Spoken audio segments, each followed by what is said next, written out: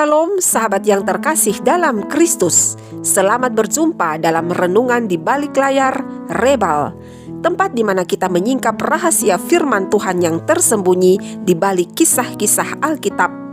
Di sini kita belajar bahwa setiap detail firman Tuhan, bahkan yang sering luput dari perhatian, ternyata menyimpan harta rohani yang luar biasa untuk membentuk hidup kita.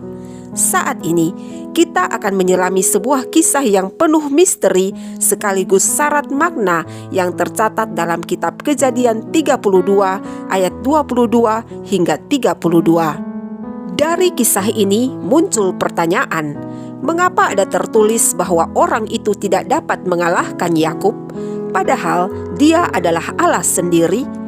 Dan mengapa sendi pangkal paha Yakub yang dipukul bukan bagian tubuh yang lain? Pertanyaan ini bukan hanya milik kita, tetapi juga telah lama menjadi perenungan banyak orang percaya. Mari kita masuk lebih dalam untuk menemukan jawabannya. Inilah Rebal saat ini, pergumulan Peniel ketika Allah tidak mengalahkan Yakub. Mari buka hati dan biarkan Roh Kudus menuntun kita. Mari berdoa. Bapa yang penuh kasih, kami datang kepadamu saat ini. Kami ingin belajar dari pergumulan Yakub.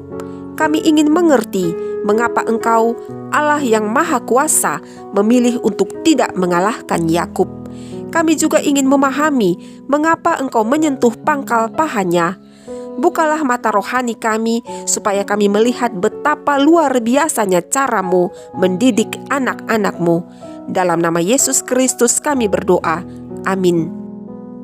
Sahabat Rebal, pada malam itu Yakub yang baru saja meninggalkan rumah mertuanya Laban, kini harus menghadapi Esau kakaknya yang pernah ia tipu. Esau datang dengan 400 orang bersamanya. Ketakutan menyelimuti hati Yakub. Ia sudah menyiapkan berbagai strategi, membagi keluarganya, menyiapkan hadiah dan mengatur pasukannya. Namun di dalam hatinya Yakub tahu bahwa tidak ada jaminan selamat. Malam itu Yakub seorang diri di tepi sungai Yabok. Ia tidak lagi bisa bersandar pada rencana, kekayaan atau kecerdikannya. Dan disitulah seorang pria misterius datang bergumul dengannya hingga fajar. Inilah momen paling menentukan dalam hidup Yakub, bukan lagi melawan manusia, melainkan bergumul dengan Allah sendiri.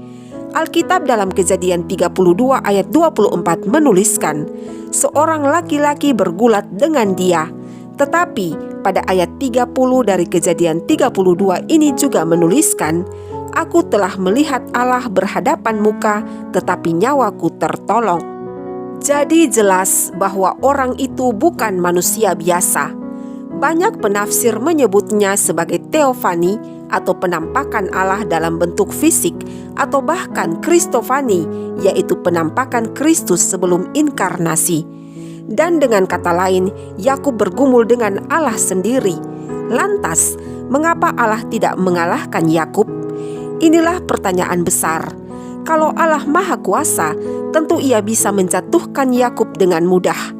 Tapi mengapa Alkitab berkata dalam Kejadian 32 ayat 25, ketika orang itu melihat bahwa ia tidak dapat mengalahkannya? Mari kita pahami dengan sederhana. Maksud ayat ini adalah yang pertama, bukan berarti Allah lemah, tetapi Dia menahan kuasanya. Yang kedua, tujuan Allah bukan untuk menghancurkan, tetapi membentuk Yakub. Dan yang ketiga, Allah sedang menguji apakah Yakub sungguh-sungguh ingin berkat Allah atau ia akan menyerah begitu saja. Jika diumpamakan, maka perumpamaannya seperti ini. Ibarat seorang ayah yang bergulat dengan anaknya yang masih kecil. Ayahnya bisa saja dengan sekali gebrakan menjatuhkan si anak. Tapi si ayah memilih untuk menahan diri agar sang anak belajar bertahan, berjuang, dan merasakan arti ketekunan. Demikianlah Allah kepada Yakub. Yakub menang bukan karena dia lebih kuat dari Allah, melainkan karena dia tidak menyerah. Ia berperang dengan Allah dan berkata, seperti yang tercatat dalam Kejadian 32 ayat 26, Aku tidak akan membiarkan engkau pergi jika engkau tidak memberkati aku. Jadi maksud dari ayat ini adalah Allah tidak mengalahkan Yakub karena ia ingin Yakub belajar arti ketekunan dan kerinduan akan berkat yang sejati. Lalu mari kita lihat pertanyaan selanjutnya, yaitu mengapa sendi pangkal paha Yakub yang dipukul? Sahabat, Tuhan bisa saja memukul kepala, tangan, dada atau bagian tubuh Yakub yang lain, tapi ia memilih sendi pangkal paha.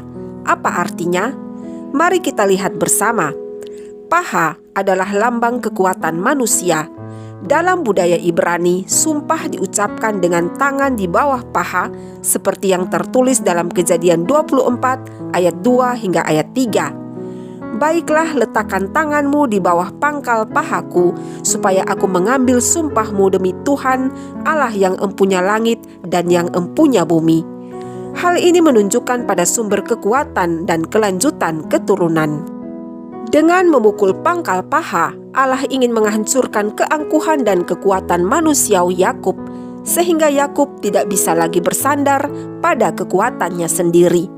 Sejak hari itu, Yakub berjalan pincang. Itu menjadi tanda seumur hidup bahwa kekuatannya sudah dikalahkan dan kini ia berjalan hanya dengan kekuatan Tuhan. Sahabat, kadang Tuhan juga memukul pangkal paha kita dengan menghancurkan apa yang kita banggakan. Entah itu kepandaian, harta, posisi atau ego kita, supaya kita belajar dan sadar benar bahwa kekuatan sejati hanya ada di dalam Dia. Dari pergumulan itu, Allah mengganti nama Yakub menjadi Israel, yang artinya bergumul dengan Allah dan menang. Mari kita perhatikan. Kemenangan Yakub bukan karena otot atau strategi, tetapi karena ia bertahan, berpegang dan tidak melepaskan Allah. Itulah yang disebut menang. Inilah sebuah transformasi besar, yaitu dari seorang Yakub yang berarti si tumit atau si penipu menjadi Israel yang berarti pemimpin yang dipakai Tuhan.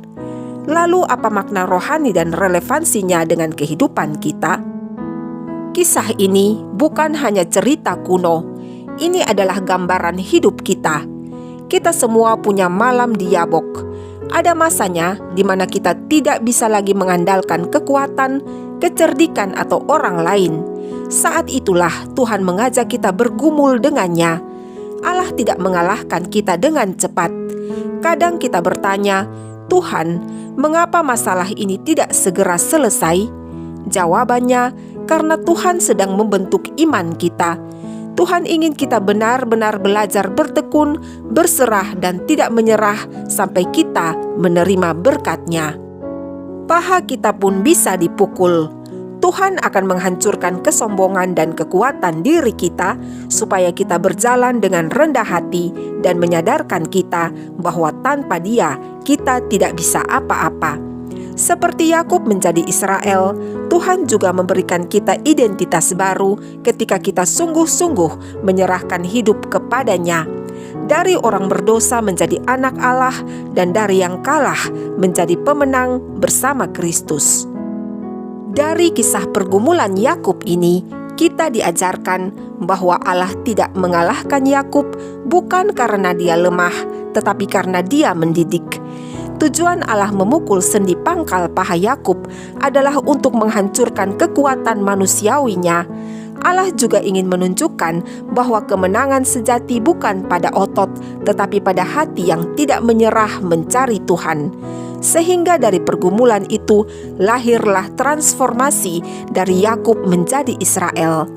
Dari semuanya ini tidak dapat dipungkiri bahwa Allah kita sungguh luar biasa. Bukan hanya dalam kuasa-Nya, tetapi juga dalam caranya mendidik dan membentuk kita. Mari bersyukur untuk firman Tuhan ini. Mari berdoa. Bapa Surgawi, terima kasih untuk pengajaran-Mu melalui pergumulan Yakub. Engkau tidak cepat mengalahkan kami karena Engkau ingin kami belajar bertekun. Engkau memukul pangkal paha kami supaya kami sadar bahwa kekuatan kami tidak ada artinya tanpa Engkau.